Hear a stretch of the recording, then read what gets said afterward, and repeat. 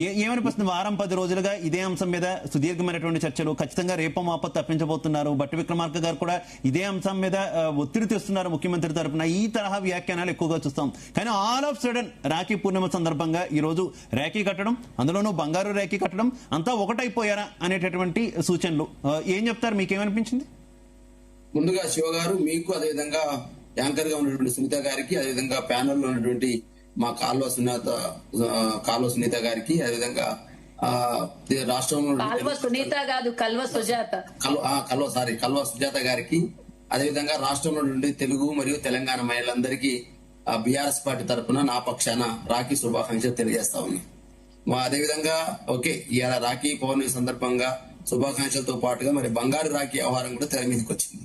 మరి ఆ బంగారు రాఖీ వ్యవహారం రాజీ కోసం వచ్చిందా, లేదా రాజగోపాల్ రెడ్డి మీద వేటు చేయడంలో విఫలమయ్యి మళ్ళీ బంగారు రాఖీ వచ్చిందని అర్థం కావట్లేదు. వాస్తవంగా కొండ సురేఖ టార్గెట్ గా కనిపించలేదు నాకు. వాస్తవానికి కొండ సురేఖ గారి కంటే శక్తివంతుడు రాజగోపాల్ రెడ్డి గారు. ఎందుకంటే ఒక 15 మంది ఎమ్మెల్యేలు వారి గ్రూప్ లో ఉన్నట్టుగా గతంలో ఏదైతే ముఖ్యమంత్రి రేవంత్ రెడ్డి గారు ప్రమాణ స్వీకారం చేసినప్పుడే కనపడింది. ఎందుకంటే కోమరెడ్డి ఫ్యామిలీ కూడా ఒక గట్టి ఫ్యామిలీ, ప్లస్ అదేవిధంగా కాంగ్రెస్ పార్టీకి అచ్చ కాంగ్రెస్ వర్గం అదంతా కూడా.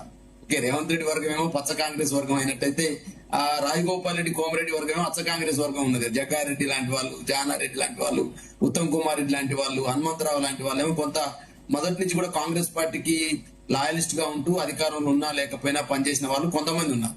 కొంతమంది ఏమో మార్గ మధ్యలో జాయిన్ అయిన వాళ్ళు కొంతమంది ఉన్నారు. కాబట్టి ఏంద్రనైనా మేము కావాలిగా ముఖ్యమంత్రి అనేటువంటి అభిప్రాయం భట్టి విక్రమార్క లాంటి వాళ్ళల్లో ఉన్నదనే అభిప్రాయం మొదట్లో ఏర్పడేది. ఆ క్రమంలోనే పొంగిరెడ్డి శ్రీనివాసరెడ్డి వర్గం కొంత ఉన్నట్టుగా, రాజగోపాల్ రెడ్డి, కోమరెడ్డి వెంకరెడ్డి వర్గం కొంత ఉన్నట్టుగా మనకు కనిపించింది. ఆ క్రమంలోనే రేవంత్ రెడ్డి గారికి అధిష్టానం ఫైనల్ చేసింది, ముఖ్యమంత్రి అయ్యారు. ఈ మధ్య కాలంలో చాలా మంది కొంతమంది నాయకులు రాజగోపాల్ రెడ్డి గారి నాయకత్వంతో పాటుగా అనిరుద్ధ్ రెడ్డి గారు వారి వాక్యాన్ని సమర్థించారు. రాజగోపాల్ రెడ్డి గారు ఏదున్నా నిజాయితీగా మాట్లాడతారు, నిర్భయంగా చెప్తారు ఏదున్నా అని చెప్పేసి అనిరుద్ధ్ రెడ్డి గారు వారి వాక్యాలు సమర్థించారు. ఆ క్రమంలో రాజగోపాల్ రెడ్డి వాక్యాల తర్వాత ఏమైంది, నెక్స్ట్ కొండ సురేఖ గారి కూతురు సుష్మితా పటేల్ పరకాలలో మీటింగ్ పెట్టినప్పుడు ఆమె తన వ్యాఖ్యలు చేసింది. ఏమని, రేవంత్ రెడ్డి గారు ఎట్లా డిసైడ్ చేస్తాడు, రేవూరి ప్రకాష్ రెడ్డి గారిని వారు కాదుగా ఫైనల్ చేయాల్సింది, అధిష్టానం ఫైనల్ చేయాలి కదా, మరి మాకొక న్యాయం ఏంది, పరకాలకు ఒక న్యాయం ఏంది, జగ్గారెడ్డి దగ్గర ఉన్నటువంటి సంగారెడ్డిలో బహిరంగ సభలో ఒక న్యాయం ఏందని చెప్పి సూటిగా ప్రశ్నించింది. వాస్తవంగా అనిపించింది. వాస్తవం ఏంటంటే జగ్గారెడ్డి గారినేమో అధిష్టానం ఫైనల్ చేస్తుంది టికెట్ అని చెప్పేసేమో రేవంత్ రెడ్డి గారు సంగారెడ్డి మీటింగ్ లో చెప్పినారు. కానీ పరకాలకు వచ్చేవారికి ఏమైనారంటే ఆల్రెడీ రేవూరి ప్రకాష్ రెడ్డి మీ అభ్యర్థి అని చెప్పడంతో సుష్మితా పటేల్ మరి మేము కూడా ఇక్కడ ఆశిస్తున్నాము, మీరెట్లా డిసైడ్ చేస్తారని చెప్పేసి చాలా కొన్ని ఘోరంగా వ్యాఖ్యలు చేసింది. అసలు ముఖ్యమంత్రి పీఠం ఉంటుందో లేదో చూసుకో, నువ్వు టికెట్ డిసైడ్ చేయడం కాదు, నీ ముఖ్యమంత్రి పీఠం ఉంటుందో లేదో చూసుకో అని చెప్పేసి వ్యాఖ్యలు కూడా చేసింది. తదనంతరం కొండ సురేఖ గారు కొన్ని రిప్లై ఇచ్చినారు. ఏమని, అది మా కూతురి వ్యాఖ్యలు అని చెప్పేసి వారు ఆమె వ్యక్తిగత నిర్ణయం అని చెప్పినారు. అయినప్పటికీ నెక్స్ట్ డే వారు ఆ శ్రావణ శుక్రవారం అది అనుకుంటా ఆ రోజు మాత్రం వారు ఒకే తీరుగా కనపడ్డారు, ఒకే ఇంట్లో కనపడ్డారు. ఒకే మీడియా కూడా వాళ్ళని పలకరించకపోతే వాళ్ళు నో కామెంట్ అంటూ పైకి వెళ్ళిపోయారు. కలిసి ఉంటున్నారు, కలిసి జీవిస్తా ఉన్నారు, కలిసే ప్రకటన చేసి ఏమనిపిస్తుంది, ముఖ్యమంత్రి రేవంత్ రెడ్డి గారి మీద కొండ సురేఖ గారికి సంబంధించిన వ్యాఖ్యల్ని సుష్మితా పటేల్ రూపంలో చేయించిందేమో అన్నట్టుగా ప్రజలు అర్థం చేసుకున్నారు. రెండో క్రమంలో సుమంత్ అరెస్ట్ కూడా ఎమ్మటే జరిగిందండి. ఎక్కడైతే సుష్మితా పటేల్ వ్యాఖ్యలు చేసిందో నెక్స్ట్ డే వాళ్ళ ఓఎస్డీ గా ఉన్నట్టు సుమంత్ ఏదో ల్యాండ్ సంబంధించిన దాంట్లో ఇరుక్కున్నట్టుగా ఆ ఓఎస్డీని అరెస్ట్ చేస్తున్నట్టుగా, వాళ్ళ అంచనాలను అరెస్ట్ చేస్తున్నట్టుగా వారు మరి ఓఎస్డీని అరెస్ట్ చేసిరేమో కానీ ఒక ముత్తు యాదవ్ అనే ఒక సిఐని మాత్రం సస్పెండ్ చేసిరండి.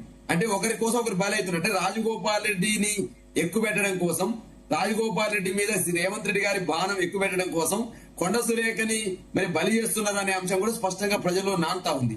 ఆ క్రమంలో ఏం చేసి ముందే కూసింది కోయిల్ అన్నట్టు రేవంత్ రెడ్డి గారి మీద కొంత ప్రేమ ఉన్నట్టు, రేవంత్ రెడ్డి గారి మీద పట్ల మాకంటే ఎవరి కమిట్మెంట్ లేదన్నట్టు కొంతమంది ముందే కూసింది కోయిల్ అన్నట్టు వీళ్ళ మధ్యన ఉన్న బంధాన్ని అర్థం చేసుకోలేక ఈ ఫోన్లు కొట్టేసి మీరు రావాలని 42 మందికి ఫోన్ చేస్తే 16 మందే వచ్చిర్రు. అలా కూడా 16 మందే వచ్చిర్రు. ఆ 16 మంది అలా ముందు నొయ్యి వెనక నొయ్యి, ఇప్పుడు ముందు గొయ్యి వెనక నొయ్యి, ముందు నొయ్యి వెనక గొయ్యిగా మారిన పరిస్థితి. రాఖీ కట్టిర్రు. ఇక్కడేమో ఎమ్మెల్యేలేమో ఆ మీద ఇష్టం వచ్చినట్టు మీరు సస్పెండ్ చేయాలని చెప్పేసి మాట్లాడిర్రు. ఇంతకుముందు నర్రా విజయ్ కుమార్ గారు అన్నట్టు 16 మంది ఎమ్మెల్యేల పరిస్థితి అగమ్య గోచరంగా మారింది. ఇది నేను అనుకుంటే కొండ సురేఖ మీద భారం కాదు రేవంత్ రెడ్డిది. రేవంత్ రెడ్డి గారు రాజగోపాల్ రెడ్డి మీదకి కొండా సురేఖ రూపంలో